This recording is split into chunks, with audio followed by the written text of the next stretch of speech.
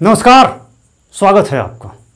अफगानिस्तान में तालिबान का राज शुरू हो गया और इसके साथ ही आम अफगानियों के लिए मुश्किलों भरी ज़िंदगी की शुरुआत हो गई है।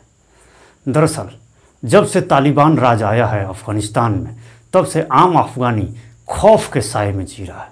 अजीबोगरीब डर का माहौल बना हुआ है और इन सब के बीच कई अफगानी जो हैं, ख़ास तौर पर जिन अफगानियों ने पिछली सरकार यानी अशरफ गनी की सरकार की मदद की थी और नाटो सैनिकों और अमेरिकी सैनिकों की मदद की थी, वो लोग तालिबानी सरकार के निशाने पर आ गए और इन लोगों को गिन गिन कर बदला लेना शुरू कर दिया है तालिबानी सरकार ने। लिहाजा अब ये लोग जाएं तो जाएं क्या, डर के मारे एकदम से उन्हें समझ में नहीं आ रहा क्या करें।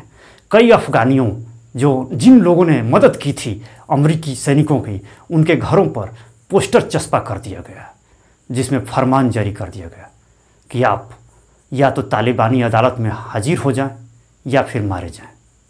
अब सवाल यह है कि वो क्या करें। अगर तालिबानी अदालत में हाजिर होंगे तो भी उन्हें सज़ा मिलेगी और हाजिर नहीं होते तो भी उन्हें मारे जाने का खतरा। ये तो हाल है तालिबान में उन लोगों का जो आम लोग हैं, जो आम जिंदगी है। मतलब यूँ समझ लीजिए कि आम लोग खौफ के साए में जी रहे हैं, पता नहीं अगले पल क्या हो जाए। अमेरिका ने वहाँ पर आधुनिक शिक्षा के लिए एक काबुल यूनिवर्सिटी वहाँ बनाई थी। अब देखिए, काबुल यूनिवर्सिटी की छात्राओं का आलम ये है कि हर वक्त खौफ के मारे डर के साए में ये सोचकर जी रहे हैं कि पता नहीं अगले पल क्या हो जाएगा। सूरत हाल ये है कि कई छात्राओं को मैसेज मिले जिसमें कहा गया है कि अभी आप इंतज़ार करो, उसके बाद हम तुमसे बाद में निपटेंगे। एक छात्रा को तो ये भी संदेश आया कि हम तुम्हारा रेप करेंगे और उसके बाद मार डालेंगे। अब सोचिए कि जो छात्राएं सिर्फ़ और सिर्फ पढ़ने के लिए काबुल यूनिवर्सिटी में गई थी और ख़ास तौर पर अमेरिकी यूनिवर्सिटी जो काबुल में स्थापित की गई थी उसमें गई थी, उनका क्या कसूर था? कुछ नहीं, मगर निशाने पर हैं। इसलिए निशाने पर हैं वो क्योंकि वो आधुनिक शिक्षा ले रही थी और तालिबान को आधुनिकता से नफरत है, अमेरिकी से नफरत है या फिर हर उस चीज़ से नफरत है जो लोगों को अत्याधुनिक बनाती है। लिहाजा शिक्षा ग्रहण कर रही थी लड़कियां, अब सब डर के मारे घर से बाहर नहीं निकल रही, या फिर जो हॉस्टल में है वो भी अब समझ नहीं आ रहा कि कहाँ जाए। अब बाहर निकलने का रास्ता नहीं है, तालिबान किसी को बाहर जाने नहीं दे रहा और यहाँ रहने का मतलब है जान जोखिम में डालना।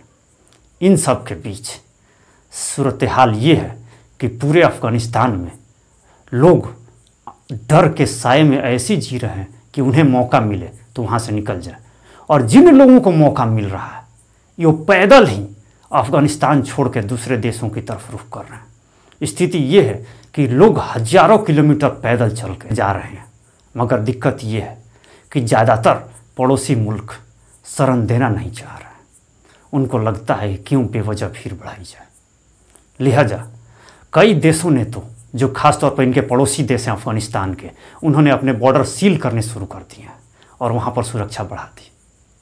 अब ये शरणार्थी जाएं तो कहाँ जाएं। वैसे संयुक्त राष्ट्र ने सारे उनके पड़ोसी मुल्क, खासतौर उज़्बेकिस्तान, ईरान या पाकिस्तान, इन लोगों से अपील की है कि शरणार्थियों के लिए वो अपने दरवाजे खोलें। बावजूद इसके कोई भी ऐसा देश इतना दिलदार दिखता नहीं कि वो सीधे तौर पर इन लोगों के लिए दरवाज़ा खोले। और मुसीबत ये भी है शरणार्थियों के साथ कि उनके पास कोई वैलिड पेपर नहीं है, तो फिर ये शरणार्थी कहाँ जाएं बेचारे। अगर वो रहेंगे अफ़गानिस्तान में तो तालिबान की सत्ता उन्हें जीने नहीं देगी, और बाहर जा रहे हैं तो शरणार्थियों के लिए कोई जगह बचती नहीं है, क्योंकि हर देश अपना दरवाज़ा बंद कर लेना चाहता। तो फिर क्या करें बेचारे, इनके पास कोई उपाय भी तो नहीं है। और इन सब के बीच यूँ समझ लीजिए कि अफ़गानिस्तान में रहने वालों की स्थिति भी कोई अच्छी तो क्या कहें, बुरी से बदतर होती जा रही है। संयुक्त राष्ट्र की ताज़ा रिपोर्ट बताती है कि अगले एक महीने के अंदर भूखमरी का संकट वहाँ मंडरा सकता है। अभी स्थिति ये है कि आधा से ज़्यादा बच्चे वहाँ पर खाने के लिए तरस रहे हैं। इसके बावजूद ऐसा लगता है कि तालिबान को सिर्फ़ और सिर्फ सत्ता चलाने की भूख है। उसे इस बात से फ़र्क नहीं पड़ता कि कितने लोग भूख से मर रहे हैं और कितने लोग गोलियों से मारे जा रहे हैं। उसे बस सत्ता चलाने की पड़ी हुई है। मगर इन सब के बीच दुनिया को सोचने की ज़रूरत है कि क्या अफ़गानिस्तान में रहने वाले आम लोगों को उनके हाल पर छोड़ दिया जाना चाहिए, या फिर कुछ तो ऐसा कदम उठाना चाहिए कि बेबस लोगों को उनकी ज़िंदगी का मकसद मिल सके, और ख़ास तौर पर जिन दुश्वारियों के बीच वो जी रहे हैं उसमें कुछ तो राहत की किरण नसीब हो। इस वीडियो में बस इतना ही। बहुत बहुत धन्यवाद।